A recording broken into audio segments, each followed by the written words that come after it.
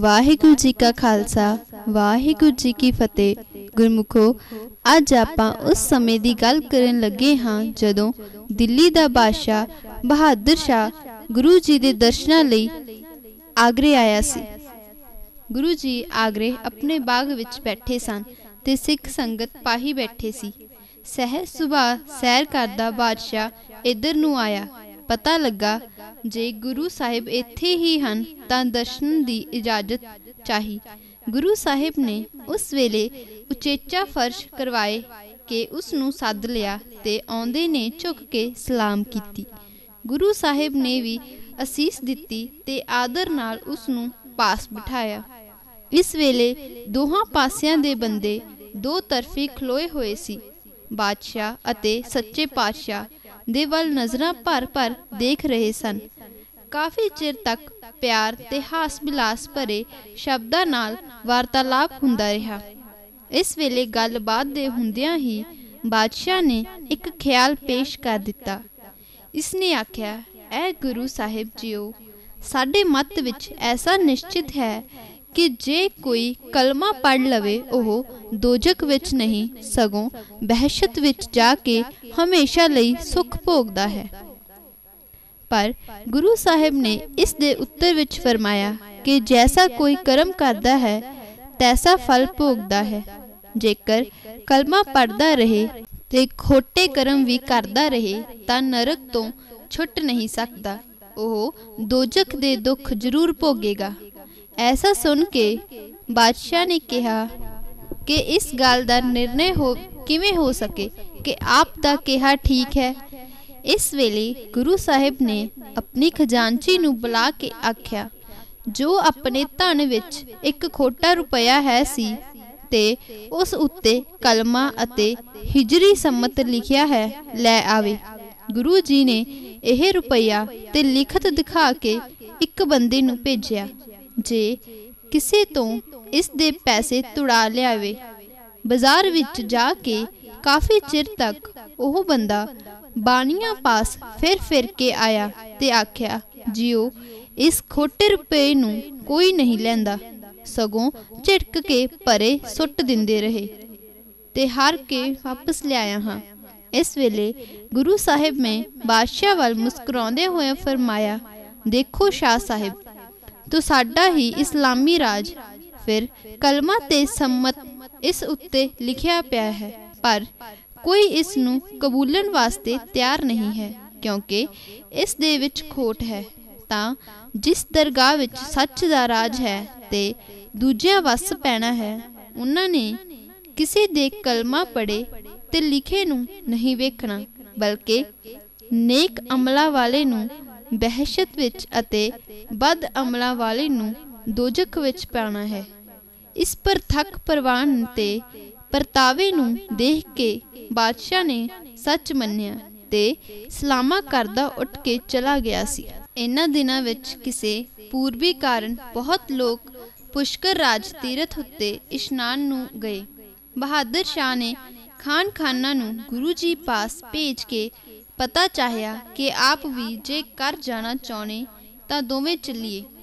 उत्तर विच गुरु जी ने फरमाया कि असी हुंदे आए हाँ, हुण दोबारा जाण दा साडा विचार नहीं।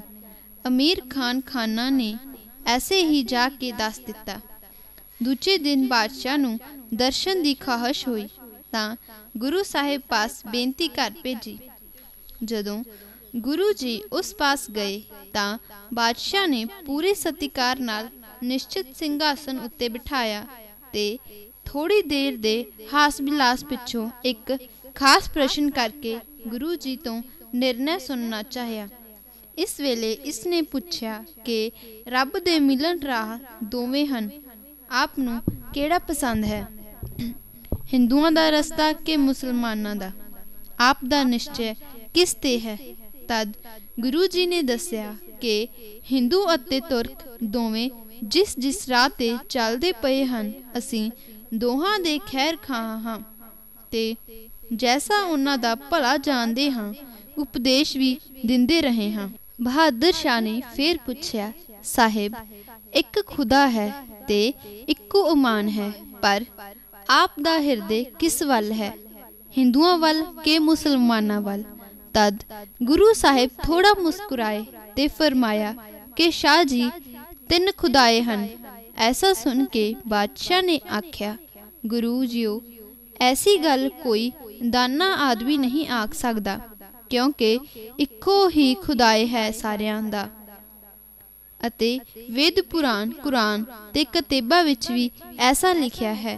तद गुरु गोबिंद सिंह जी फिर मुस्कुराए ते ऐसा फरमाया, ऐ बादशाह खुदाए तां ठीक इक्को है, पर असी तां ऐसे बेसमझां दे समझाउण नूं 3 कहे हन कि तुर्क जो तुसी मुसलमान हो तो साडे सामने आके जे कोई राम नारायण दा उच्चारण करे तां तुसी बुरा मनांदे परे हटा दिंदे हो, आखदे हो मौला पाक ऐसा कहो। फिर तुसी मिल मिल के आखदे हुंदे हो कि बहशत दा सुख सिर्फ मोमना वास्ते है, हिंदुआं वास्ते दोजक बनाया गया है कि ओह कलमा नहीं पढ़ते। इस तो दिसदा है कि हिंदुआं दा राम अते मजहब तुहानू पसंद नहीं है।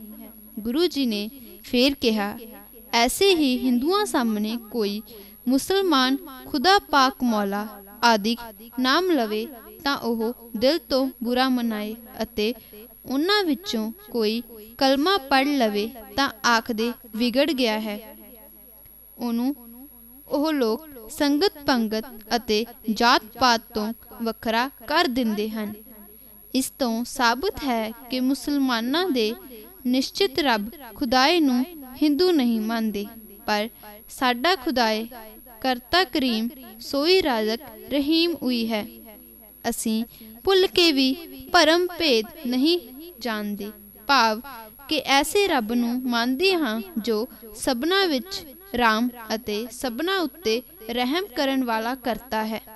पर हिंदुआं अते मुसलमानां विच जिन्हां ने एक एक पक्षी नूं मन्निया है ते सर्ब सांझी वालता नूं छड्ड के अपने अपने पक्ष वास्ते झगड़दे हन, असी ऐसे लोकां नाल कदे मेल नहीं करदे।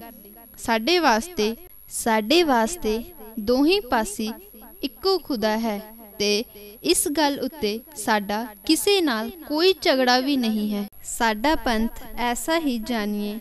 यह विचार सुन के बहादुर शाह नूं फिर कुछ ना सुझिया ते चुप कर रहा सी अते गुरु साहिब विदायगी पाके डेरे नूं चले आए। धन गुरुदेव मुक्ति के दाते सतगुरु गोबिंद सिंह इसे बाग विच सज्जे बैठे हुंदे तां दीवान लगदे। दूर दराज तो चल आईयां संगतां दियां आसां पुजांदे ते लोकी दर्शन पांदे रहिंदे सन। कई बार किसी इलाके दियां बेशुमार संगतां दा इकट्ठ हो जाया करदा सी। धन ओह धरती जिथे के कलगियां वाले नूं बैठा देख लोकी बलिहार जांदे सन। इस वास्ते भी इस पासे दे लोकां विच गुरु प्यार ठाठा मार उठिया सी कि जिस गुरु नूं औरंगजेब दी मुगल शाही देखना नहीं चाहती सी, जिस गुरु साहिब दा आनंदपुर उजाड़ दिता ते घर तो बेघर करके फड़न जां मारन नूं फौजां चढ़ाउंदे रहे सन, अज उसे औरंगजेब दा जानशीन शहजादा, उसे दी नौकरशाही दा वारस शहनशाह, उसे दे तख्त शाही नूं जेबदार बनाउण वाला हुण दा बादशाह बहादुर शाह उस गुरु गोबिंद सिंह जी दा बेहद मशकूर अते अपना गूढ़ा सहायक जान के गुरु जी दियां सिफतां करदा रहिंदा। उन्हां अगे कई तरह दियां नियामतां पेट धरदा ते वधेरे दिल जितना चाहुंदा सी। ऐसा बादशाह आप भी कई वेर गुरु जी पास आउंदा जां कई वेर बुला भेजदा ते आप दे उपदेशां तो जां होर सियासी लाभ उठाउणा चाहुंदा है। इसे कारण करके भी उत्साह नाल भरियां संगतां भी आवाजाई वध चुकी सी ते दर्शन दे चाहवान जो आउंदे ओह भेटां भी हर तरह दी बहुत चढ़ांदे सन। पर गुरु जी पास इतने भारी भारी इकट्ठ ते अपनी खालसा रजमेंट दे जवानां ते घोड़ियां दा खर्चा कई हज़ारां दा रोजाना सी ते बहादुर शाह भी जानदा सी कि मेरे बुलाए ही गुरु जी आए हैं। इस वास्ते सिर्फ इतना ही नहीं कि उसने पहले दिन ही सिरों पाऊ ते इनाम दे के बस कर दिती सी, बल्कि गुरु जी दे एहसान ते उपकार कारण ही ਉਹ ਆਪਣੇ ਨੂੰ ਤਾਜ ਤਖਤ ਦਾ ਮਾਲਕ ਹੋਇਆ ਸਮਝਦਾ ਸੀ ਤੇ ਰੋਜ਼ਾਨਾ ਹੀ ਸ਼ਾਹੀ ਖਜ਼ਾਨੇ ਵਿੱਚੋਂ ਗੁਰੂ ਦਰਬਾਰ ਤੇ ਡੇਰੇ ਦੇ ਸਾਰੇ ਖਰਚੇ ਵਾਸਤੇ ਵੀ ਵੱਧ ਤੋਂ ਵੱਧ ਹਰ ਇੱਕ ਜ਼ਰੂਰਤ ਨੂੰ ਪੂਰਾ ਕਰਨ ਦੀ ਕੋਸ਼ਿਸ਼ ਕਰਦਾ ਸੀ। ਇਹ ਸਭ ਕੁਝ ਗੁਰੂ ਸਾਹਿਬ ਦੇ ਉਸ ਸੱਚੇ ਪਿਤਾ ਅਕਾਲ ਪੁਰਖ ਦੀ ਬਖਸ਼ਿਸ਼ ਅਤੇ ਗੁਰੂ ਜੀ ਦੇ ਤਾਰਾ ਆਜ਼ਮ ਵੱਲ ਛੱਡੇ ਦੋ ਤੀਰਾਂ ਦਾ ਸਦਕਾ ਸੀ ਅਤੇ ਸਾਰੇ ਦੇਸ਼ ਵਿੱਚ ਗੁਰੂ ਜੀ ਦੀ ਇਸੇ ਤੀਰ ਅੰਦਾਜ਼ੀ ਦੀ ਘਰ ਘਰ ਚਰਚਾ ਸੀ। ਇਸੇ ਤਰ੍ਹਾਂ ਦੀ ਚਰਚਾ ਅਤੇ ਗੁਰੂ ਸ਼ੋਭਾ ਤੋਂ ਪ੍ਰਭਾਵਿਤ ਹੋਇਆ ਬਹਾਦਰ ਸ਼ਾਹ ਦਾ ਇੱਕ ਦਰਬਾਰੀ ਸਰਦਾਰ ਗੁਰੂ ਸਾਹਿਬ ਪਾਸ ਆਇਆ ਤੇ ਆਦਾਬ ਮਗਰੋਂ ਆਖਿਆ, हे गुरु साहिब जीओ, मैंने आप दी बहुत तारीफ सुनी है। आप पास बड़े विद्यावान आलम ਅਤੇ ਬਹਾਦਰ ਜੋ ਵੀ ਆਉਂਦੇ ਉਹ ਸਾਰੇ ਹੀ ਆਪ ਜੀ ਦੀ ਬਹੁਤ ਸਾਰੀ ਸ਼ੋਭਾ ਕਰਦੇ ਹਨ। ਫੌਜੀ ਸਰਦਾਰ ਅਤੇ ਬਹਾਦਰ ਲੋਕ ਜੋ ਮਿਲਦੇ ਹਨ ਉਹ ਆਪ ਦੀ ਬਹਾਦਰੀ ਦੇ ਗੀਤ ਗਾਉਂਦੇ ਹਨ। ਜੋ ਤੀਰ ਅੰਦਾਜ਼ ਹਨ ਉਹ ਆਪ ਦੀ ਤੀਰ ਅੰਦਾਜ਼ੀ ਨੂੰ ਸਲਾਉਂਦੇ ਹਨ ਕਿ ऐसा तीर अंदाज इस ज़माने विच कोई दूसरा नहीं है जो जिस तां ते चाहे तीर खुबा देवे। फिर आनंदपुर तो बच आए कई लोग जो उस जंग विच लड़े सन ਉਹ भी आप दे तीर निशाने उत्ते लगन दी बहुत तारीफ करते हैं। इस वास्ते मेरी ख्वाहिश है कि ऐसा निशाना बन के मैनू भी अपने कस्बे कमाल दा करतब दिखाइए। इस उमराव दी कुछ ऐसी सिदक दिल्ली दी मंग नूं गुरु साहिब ने परवान कर लिया ते इस तो पुछ कीती कि जिथे कहे निशाना मारिए। तद इसने को पौन को पर दी विथ उत्ते दिसदे एक बिरछ वल इशारा किया कि इस दे मुड विच तीर चलाया जाए। गुरु साहिब नूं चाव चढ़ गया ते तीर नूं कमान दी पूरी खिच दे के लगातार 5 तीर वारों वारी चला दिते ते आख्या कि जाके देख लै। जद उमराव ने जाके डिठा तां 5 तीर नालों नाल जुड़े ते मुड विच खुबे देख के सुभान अल्लाह कर उठ्या। इत्थे ओह 5 तीर इउं दिसे मानो दरख्त ने 5 लंमियां उंगलां खोलियां होईयां ते इसे नाल दस्त पंजा लैन नूं उड़ीकदा है। इसने गुरु साहिब पास आके धन हो आख्या कि आप दे ऐसे निशाने तो दुश्मन किवें कोई बच सकता है। जैसा सुनिया सी ऐसा ही देखा कि जिन्हां दी तारीफ विच हज़ारां दुश्मन भी ऐसा ही आखदे हन। सलाम करके हुण यह सरदार चला गया ते सारी गलबात दूजे साथियां नूं ते बादशाह ताईं जाके सुनाई। इस उमराव ने गुरु जी पासों जाके बादशाह नूं दस्या ते आख्या कि इस गुरु दे निशाने तो हाथी घोड़ा जा बंदा कोई बच नहीं सकता। तां उहनूं भी ऐसा कमाल देखण दा शौक जाग पिया। बादशाह ने उसे वेले गुरु जी पास संदेशा भेजा कि कल सवेरे शिकार नूं जाना है। आप जी जरूर ही चलन दी किरपा करनी। गुरु साहिब ने मंजूर किया ते मोड़वा उत्तर भेज दिता।